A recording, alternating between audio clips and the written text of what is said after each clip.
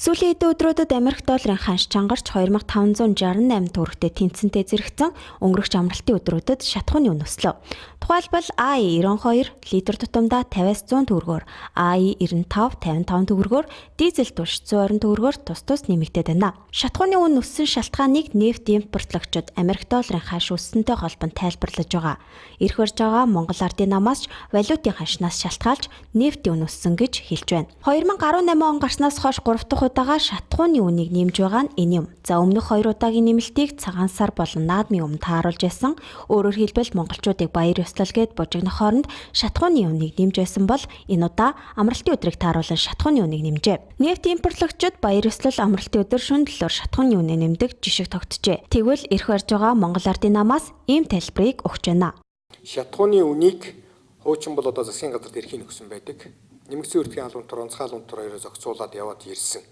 Өнөөдрийн байдлаар бол одоо энэ хуулиар зохицуулах боломж байна уу юу гэдгийг засгийн газар бас яралдаа судлаж үзээд шатхууны үнийг докторжуулах, доктортой байлгах ийм асуудлыг судлаж үзэх ёстой гэж. Монгол улс жилд 800 саяас 1.4 тэрбум төгрөгийн нефтийн бүтээгдэхүүн хэрэглэдэг.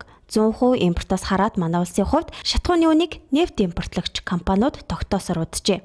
Хэрэглэгчдийн эрх ашигыг ноцтой зөрчиж байгаа энэ үйлдэлд хэн хариуцлага хүлээх вэ? Нөгөөтэйгүр шатхуун импортлогчдыг хазаарлах засгийн газар, шудраг өрсөлдөөн хэрэглэгчийн төлөө газар тодорхой тайлбарыг хэлж чадахгүй байна.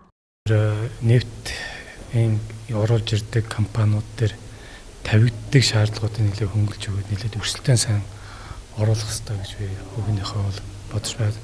Өөрийнхөө байр суурьч гэсэн засгийн газрын уралдаан дээр бол нэлээд хэлж байгаа. Хэлэхгүй нэмчихэд байгаа юм. Засгийн газарт хэлэхгүй юм. Үгүй. Уг нь 80-92-ийг засгийн. Тэгэхээр энэ дээр сумын газар сайд дээр ч одоо бүх газрын тос импортлдог компаниуд ч зөвшөөрлөө авдаг. Тэн дээрээс нэлээд сайн бодтой тодруулах гэж өгөх байхаа гэж бодож байна. 220 төгрөгөөр нэмэгдсэн байна шүү дээ. Орос нутагт бүр 2014 хүрсэн. Дэлхийд дээр очиж одоо салбарын сайд нь одоо гарч иж байна.